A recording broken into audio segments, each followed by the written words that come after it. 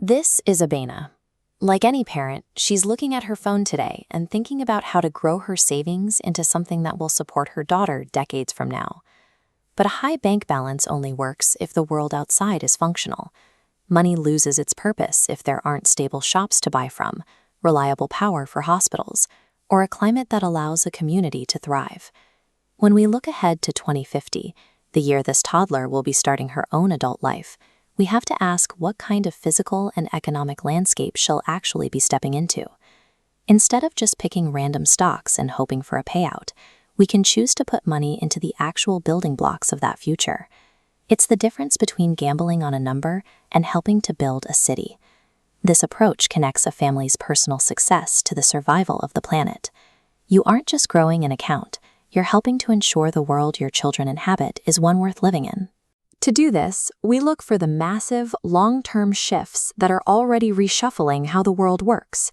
These are the heavy tides of history. They move slowly, but they are powerful enough to dictate where the entire global economy is headed for the next 30 years. One of these shifts is the necessity of clean power. As billions of people seek a better quality of life, we have to find ways to generate electricity that don't destroy the air we breathe or the water we drink. Another is the rise of intelligent technology. In the future, every farm, school, and logistics network will likely rely on advanced computing and artificial intelligence to manage resources more efficiently than we ever could. We also see a world where people are living much longer. This creates a massive, permanent need for new kinds of healthcare and housing designed specifically for an older population. By putting capital into the companies solving these inevitable problems, you aren't just guessing. You are funding the solutions to the world's biggest needs, which creates a very high probability of long-term demand.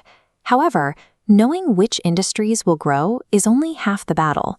You also have to make sure the specific companies you support are run in a way that won't lead to a total collapse. This is where we use a 3-part checklist called ESG.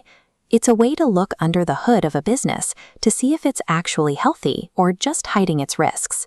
The first check is for the Earth icon. We look at how a company handles its waste and its carbon footprint. A company that poisons its own environment is eventually going to face massive fines and lost resources. The second check is for the People icon.